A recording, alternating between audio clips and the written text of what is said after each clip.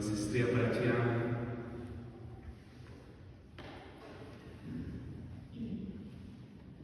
neviem, či ste niekedy pocítili strach. Ale teraz nehovorím o strachu z toho, že sa bojíme tmy, alebo jednoducho z takého prirodzeného strachu. Strach, ktorý prichádza vo chvíľach, keď nám nič nechýba, kedy je všetko v poriadku, kedy jednoducho máme veci zaistené, sme zaistení, zdravie slúži, možno ako tako, ale slúži. Inými slovami, máme všetko. Zrazu príde správa, telefonát, SMS-ka alebo návšteva a chce sa podeliť o nejakú dobrú skúsenosť, o niečo pekné, čo zažili. A do nášho vnútra vstúpi strach. Strach, ktorý nás oberá o pokoj. Strach, ktorý sa nám snaží nahovárať, že tým ostatným by bolo lepšie, keby si tu nebolo. Strach, ktorý pramení z toho, že čo ak mi ten druhý vymení, alebo už nie som potrebný. V dnešnom prvom čítaní o jednom z takýchto strachov rozpráva Jeremiáš. O strachu, ktorý ho natoľko dokázal otočiť, že vyslovuje slova hrôza zovšade. Je to okamih duše, kedy jednoducho aj tie dobré správy nevnímame ako dobré, alebo minimálne sa nás nedotýkajú. Všetko zrazu prestane mať farbu a jas a stáva sa len príťažou a ťažobou, v ktorej máme jednu jedinú túžbu.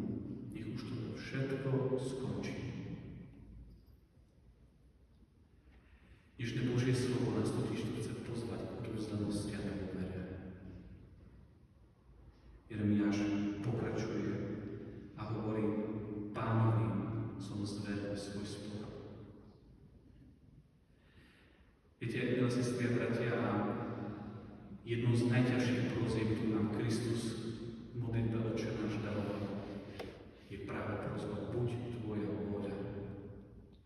Pretože každý jeden z nás máme nejakú tú svoju predstavu o tom, ako by to malo ísť, ako by to malo fungovať, ako by sa mali iní správať, ako by som sa mal správať ja. A keď zrazu zistíme, že to takto nie je, tak nás popadne chronický a skľučujúci pocit opustenosti, bolesti a prehry. A práve pre takéto okamihy dnes prichádza Kristus so svojou slovou, aby z nášho vnútra vyhnal ten pocit toho, že sme zlyhali, že náš život je katastrofou, že je jedným veľkým omylom. Pretože to najsilnejšie, čo do nás vložilo, je možnosť zveriť svoj život do jeho rúk. Najkrajšou a najťažšou modlitbou, ktorú dostal človek v 20. storočí, je modlitba, ktorá visí na tom Ježišu, dôverujem ti. Dôvera je totiž to najkrajší obraz lásky.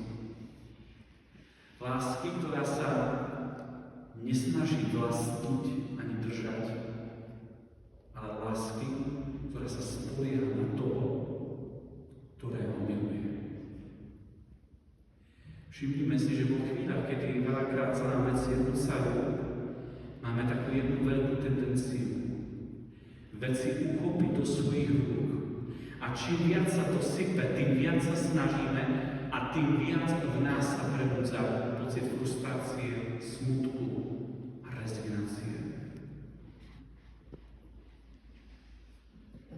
A Ježiš nás učí: dôverujte mi. Sú totiž to chvíle a situácie, na ktoré nemáme dosah. ktoré sú naše ruky prikrátke, rozum primalý a srdce primúzke. Sú situácie, ktoré nás presahujú a tie veľakrát prichádzajú cez druhých ľudí, cez situácie, ale aj cez naše vnútro. Cez druhých ľudí, pre ktorým nám Ježiš dnes vyzýva k tomu, aby sme sa nebáli. Skúste sa zamyslieť nad tým, ktorých ľudí sa bojíte. A mňa teraz nezaujíma, že povieme teroristov, ktorý by tu mohol akože vojsť. To samozrejme, že to neprajeme si, nechceme. Jednoducho toto je jasné. Bojíme sa pravdepodobne nejakých ľudí, ktorí by nám mohli ublížiť. Ale ktorých ľudí sa dennodenne bojíme vo svojom vnútri. Našich šéfov, rodičov, manželov, manželky, detí, nie o ktorých sa bojíme, ale ktorých sa bojíme. Pretože náš strach im odovzdáva väčšiu silu, než v skutočnosti majú. Strach totiž to spôsobuje, že títo ľudia nielen, že nám zoberú pokoj, ale oni nám zoberú aj náš život. Pretože sa začneme porovnávať a začneme sa zrovnávať s tým, čo si títo ľudia o nás myslí. A Ježiš nás dnes chce od tohto strachu oslobodiť, pretože mnohí z nás sme odovzdali svoj život nie do Božích rúk, ale do verejnej mienky ľudí, ktorí sú okolo nás.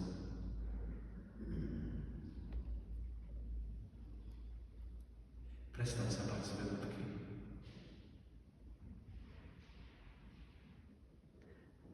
A viete, čo je najhoršie? Že sa bojíme ich aj vo chvíli, keď už tu nie sú.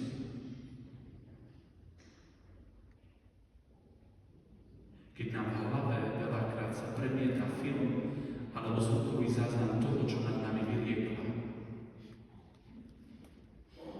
Prestaň sa báť svojho otca. Strach spôsobuje, že aj vo chvíli, keď ten človek, kto nie je, jeho tieň, ako keby stojí za mnou. A spôsobuje, že vo svojom živote sa neviem posunúť ďalej.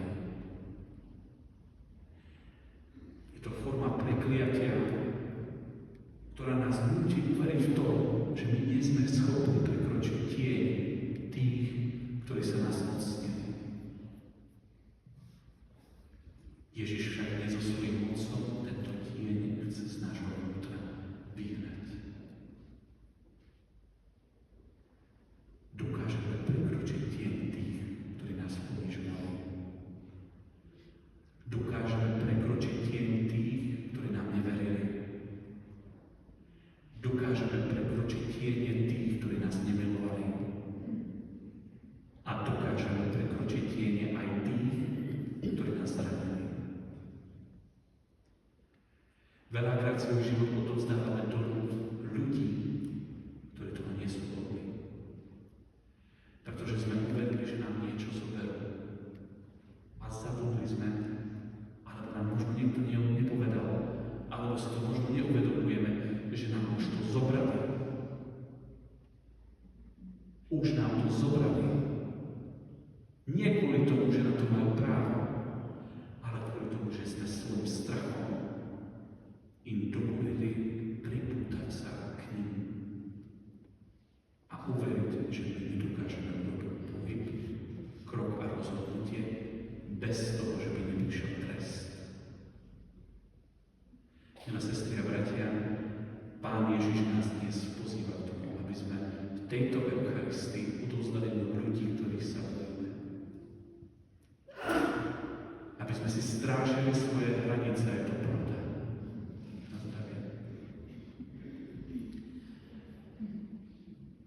Je to pravda, pretože ak to neurobíme, prídeme o zdravie. Najprv duševné, potom duchovné, psychické i fyzické. Milé mami, ste povinné sa odpútať od svojich detí. Milí otcovia, dneska je deň otcov. Ste povinní odpútať sa od svojich detí. Oni musia žiť svoj život, svoje príbehy. S radosťami, ale aj s pádmi, pretože to patrí k životu. To druhou veľkou skupinou vecí je toho, čo sa bojíme. To, čo nám uberá život, choroby, situácie, ktoré nedokážeme predvídať. Ja som včera sa vrátil od svojej babky a sme pozerali spolu takú reláciu, kde sa pečú torty. Ja to nepozerám, ale tak som sa s ňou pozeral, to som kavičku. Už som si ju urobil sám, lebo už nevládzem. A tak som vedľa nej sedel, sme sa pozerali, rozprávali a zrazu sa rozplakal. A hovorí, ja som nikdy neverila tomu, že dokáže nastať situácia, že sa nebudem vedieť z tohto gauča postaviť. Že príde situácia, kedy nebudem môcť ísť na balkón a nebudem ti môcť zamávať. Že príde situácia, kedy nepôjdem k výťahu a nezaklopem ti na dvierka, pretože nebudem vládať. Situácia, kedy budem premýšľať, že či tento krok sa mi oplatí, pretože bolesť, ktorá prichádza, ma nutí rátať každý jeden krok. A rozplakala sa. A ja som si uvedomil, že hoci som služobníkom najmocnejším, to som bezradný. V živote totiž to sú situácie, kde nemáme silu. A môžeš si uzurpovať silu. Môžeš sa tváriť, že si veľký Jeffo, v pohode, aj na teba dojde. Aj na nich dojde. Lebo prídu situácie, kedy to, čo si držíme pevne vo svojich pestiach, pustíme. Nie preto, že chceme, ale preto, že musíme a budeme musieť. A Ježiš hovorí, neriešte to teraz. Neriešte to teraz. Prídu také situácie, jasné, že prídu. Ale Ježiš hovorí, ja budem s tebou. Spolu to dáme. Preto, milé sestry a bratia, nebojme sa odovzdávať veci, situácie a ľudí do Božích rúk. Pretože tieto ruky, možno niektorí máte chlapi veľké ruky, a nemám veľké ruky. Také tie pracovné, mocné ruky Otca. Môžu byť veľké, ale nie sú schopné uchopiť všetko a všetkých. Sú tu však ruky niekoho, ktorý dokáže uchopiť aj mňa samého. To sú Božie ruky. A to poslednou vecou je vec, ktorá neprichádza z vonku, ale z nášho vnútra. Ježiš hovorí, nebojte sa, vy ste cennejší ako mnoho vrabcov. Je to pocit toho, že si ma nikto nevšimne. Kto z vás ráta vrabcov? Možno keby okolo vás preletel alebo prebehol štros, to si všimneme, nie? Taká veľká slepica s dlhými nohami. Tak to si hovorí, wow, štros. Alebo wow, orol. Wow, nejaký myšiak. Wow, pingvín. Ale videli ste niekedy v zoo vrabca? Však to nikoho nezaujíma, vrabec. Možno aj v tých knihách biológie je vrabec na to, že to existuje, to také tam vrabec. Ale keď poviete orol, to je tak. Koľko národov Európy má orla vo svojich erbách. Nevidel som ešte, možno existuje, neviem, nepoznám hierarchiu všetkých národov, ale vrabca som žiadne národne nevidel. Mnohí tu ste vojaci, tak viete, že rímski vojaci nosili orlicu, zlatú orlicu. A keď tú orlicu ukradli, to bolo potupenie. Nikto nenosí vrabca. A Ježiš hovorí, vidíte, nikto si nevšimne vrabca. A ty si myslíš, že ja si nevšimnem teba? Ten strach, že na nás zabudnú, je v každom z nás. Milá mama, milý otec, milý brat, milá sestra, musíme sa učiť žiť sami so sebou. Mnohí utečiete pred strachom pred sebou do manželstva. Dobre počúvajte. Mnohí utiečíme zo strachu pred sebou do manželstva, že si myslíme, že ten druhý ako čubo vyplní to, čo nám chýba. To nie je pravda. A potom to nefunguje. Pretože v manželstve sa doplňame. A potom hľadáme. Tak táto to nesplňa, tento to nesplňa. A hľadáme. Nie je problém v tých druhých veľakrát. Je problém v tom, že hľadáš niečo, čo ten druhý ti nemôže dať. Niečo, čo zruší strach z toho, že nie si dostatočne dobrý a dobrá. To je hodnota, ktorú nám môže vrátiť.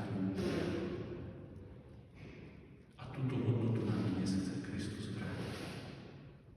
Strach z toho, že na nás zabudnú. Na sestry a bratia, vnútorný pokoj je najväčší dar, ktorý nám Kristus dáva. Je to pokoj, ktorý prichádza skrze jeho slovo. Pretože my potrebujeme počuť, že sme milovaní.